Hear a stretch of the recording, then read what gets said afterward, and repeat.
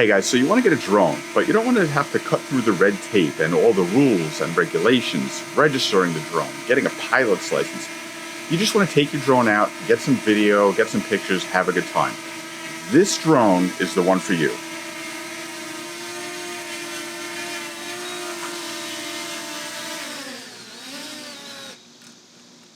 This is the DJI Mini 2, and I'm going to tell you all about it in this video. So for starters, everything that I have for the drone, the controller, the charger, the extra batteries, the replacement accessories, everything fits into this little bag. This might not be the bag that I use, but everything fits into a bag this small, actually very light too. Very compact system, very happy with it. The actual drone itself is just unbelievably small and compact. It basically is about the size of my hand. And, you know, this is folded up obviously, but even unfolded, it's really, really small compared to, say, the DJI Mavic Air, which is bigger than this, and the DJI Mavic Air 2 is even bigger than that one. That one actually feels like a real big drone. This, very, very light, very, very small, almost to a fault. It actually kind of almost feels like a toy. It feels, it's not cheap, but it has a cheap feeling to it just based on how small and light it is. It just, you know, the plastic doesn't feel very sturdy, but it's meant to be made super light, and I'll tell you why. So this is the actual drone itself. 4K video you can shoot. You can shoot 12 megapixel photos in JPEG and RAW, which is really cool. So the weight is actually printed on here. It says ultralight 249 grams right on here, and that's an important number because 250 grams, or about 0.55 pounds, is the regulation cutoff. Anything over that, you have to actually register the drone. Anything under that, and you don't. You still have to do a couple of things, but you don't have to register it, and that's a really important factor here. So, super small, super light, feels cheap, but it's not cheap. It's really, really well made. The battery is actually in a compartment on the back. It slides out, and I'll talk a little bit more about the batteries in just a second. But the battery's right there. There's a slot here for your SD card, your mini SD card, and a charging port there. So that's that. The controller is a different issue. Now, the controllers on the older DJIs, you know, for the smaller models, were kind of a cumbersome thing where you can hook up your phone to it, but it was very awkward. It never sat right. I would have to take the phone case off of my phone just to get it to plug in and sit. And it was a very awkward thing to have to do, and I never liked having to use that, and also especially having to use my phone as the controller. So there would be a DJI app that you open up, connect to the drone through there. That, you know, you have to make sure your wires are plugged in and everything, and it was always a process, and I never liked using the phone as the controller for the drone. The new controllers for the DJI, for the smaller models, is actually built better than the older one, but you still have to use your phone. So basically it's about this big, and it's got a thing that slides out on top, and you stick your phone in here. I'll show you what that looks like.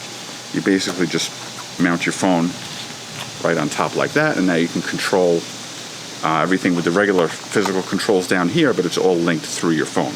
But then you have to plug the wires in, and then you have to still make the connection. Now you're using your phone. It might not be bright enough. You got to turn your brightness all the way up. Now you're draining your batteries. Maybe you're getting text messages while you're doing it, and maybe you want to take a selfie of yourself while you're flying your drone.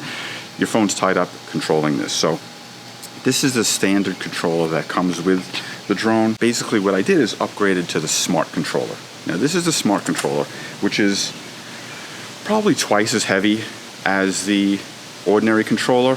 Size-wise, it's a little bit bigger. It's definitely bigger. It's got a really big screen, bigger than the iPhone 12 that I'm using. A really bright, clear, big screen. Yeah, it's bigger and heavier than this, but basically this is a dedicated controller. You don't have to use your phone. You basically just turn this on, and this links directly to the drone, and you can do all of your controlling there. I'm finding the startup time to be much quicker. I can connect to it much faster and get it in the air much faster. You know, functions and reactions and everything are basically about the same. I really didn't notice any difference between using the phone controller and using the smart controller, but this is much ergonomically for me easier to get up, easier to set up, easier to use, and I'm not using my phone, which was a really big pet peeve for me in using the old controller. So I definitely recommend. It's a little expensive. It's a few $100, but if you can spring for it, spring for the smart controller. But the standard controller, works totally fine. Battery-wise, I didn't love out of the box the controller. Basically, the only way to charge it, the only way to charge the drone battery was to plug the drone directly into the charger. So I would have to have my drone sitting on a shelf or wherever, plugged directly into the wall to charge the battery. Plus, I want to get an extra battery, at least one extra battery anyway. This way, if I'm flying and I'm running out of battery, but I really want to finish getting a shot, I can just land the drone, swap out the battery. So what I did is I got the charging port. So now DJI has a charging port that actually fits 3 batteries. So I sprang for 2 extra batteries along with the charging port, which is just a small light thing here. You slide your batteries in like this, plug it into the wall, and you can just have this sitting, charging up the night before you're going to use it, the morning that you're going to use it, charge up your batteries when you go out into the field. Then you've got everything with you. You've got all the batteries with you. And in addition to that, I just have a couple of charging cables in here, really small. A couple of extra propellers in there. But like I said, all of this stuff, this charger with the extra batteries in it, the controller, the drone itself in a padded drone case to keep it safe inside the bag, all of that fits into that little small bag. So functionality-wise, super great. Size-wise, small, light, portable. Everything about it is great. And as far as can you fly it? Are you allowed to fly it? That was always one of the problems with drones is it legal to fly it? There's a lot of gray area sometimes. They've been updating the rules here in the U.S. Every 6 months to a year or so. There's new regulations, new rules, explanation of the old rules to make things clear. But basically the way things stand right now is if you're going to be using your drone for commercial purposes, you have to take a course and pass the test to be licensed to fly. You have to register the drone. There's a lot of things that you have to do in order to be able to fly a drone for commercial purposes. Commercial purposes being anything other than pure recreation and enjoyment. So obviously if you're shooting for literal commercials, you're using it for your business to inspect a roof, you're using it for actual video footage on YouTube. So like here on the YouTube channel, we don't use the drones for any video footage or anything. We really just use them for our own still photography. So if you're using it just for your own recreation and enjoyment, then it falls into a different category, and that's the category that we're talking about here. So if you're flying your drone just for purely enjoyment, recreational purposes, you don't necessarily need to meet all the regulations and tests and everything, as long as the drone is under 250 grams or 0.55 pounds. If it's over that, you still have to register it. There's still other things that you have to do. But if it's under that number, that magic number of 250 grams, this says 249 printed right on here. It actually measures out at like 238 grams, so it's a little bit under, just in case maybe you put a filter on the lens or something. You have a little bit of leeway there. This was designed purposely to fall under that number. You don't have to register this drone. You don't have to take a pilot's license. You don't have to go through all kinds of courses. The only thing that you have to do, you have to take a short test online. And I'll put a link here to the regulation that describes that. And at the end of this web page here, there's a whole bunch of different sites that offer the same test. Now, it's called the Recreational UAS Safety Test. And like I said, all of these different providers have the test available that you can take. They have videos that you can watch to learn the stuff, things that you can read to learn before you answer the questions. I went on to this one, I think it was the first one on the list. It was UAV Coach, just to see what the questions were like, what it was about. I put in my email address and I just started answering questions. And I mean, it's really super common sense stuff. There was probably 20 to 25 questions. I had it done in less than 3 minutes. All the questions, I got them all right. It's just super common sense stuff. And that's really what they want you to know. They want you to be aware of the common sense stuff as far as flying the drones. Should you fly a drone when you're impaired or under the influence? Should you fly the drone in dangerous conditions? Should you fly the drone if you see a manned aircraft nearby? It's very super common sense stuff, very easy to answer the questions. And then at the end, they email you a certificate that you have. So I printed it out here. Basically looks like this. I kept a copy on my phone. I'll keep a copy folded up. It's got my name. It's got an authentication number on here. Just keep this folded up in my drone bag. And like I said, I have a copy on my phone also, just in case it ever comes up. And basically what that means is that I'm legal to fly the drone where it's legal to fly the drone. So now the next thing that you have to do is make sure that where you want to fly the drone, you're allowed to. Now there's places where there's no drone flight whatsoever. National parks, you can't fly them over national parks. Most state parks, you can't fly them over most state parks. A lot of private places, you're not allowed to fly your drone either. So you have to be aware and look up beforehand before you send that thing up in the air. Even though you're personally legal to fly the drone, is it legal to fly the drone where you are? So you have to look up beforehand, and in some places you don't know. I mean, you might be in an area where you don't know what the rules are. Most state parks, I guess all state parks, local parks probably have the rules published somewhere online.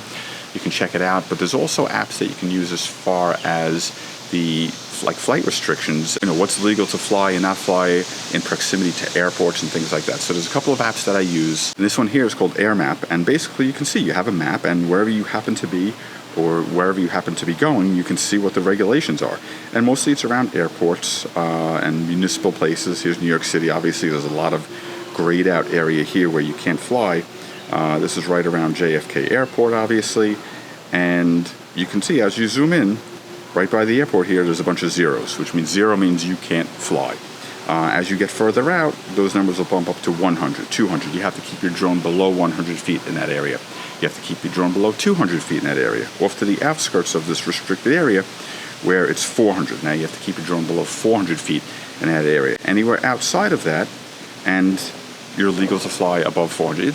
You really don't need to fly above 400 feet anyway, but you can. For recreational purposes, though, this also falls under the recreational use part. For recreational purposes, you can't fly above 400 feet anyway. So there's a limiter on the settings for the drone on the controller where you can limit the height. So you limit it to, let's say, 395 feet, and no matter what you do, you can't fly the drone above 395 feet, which means you're going to make sure that you keep it below the 400 foot limitation for recreational flight. So that's something that you want to make sure that you do.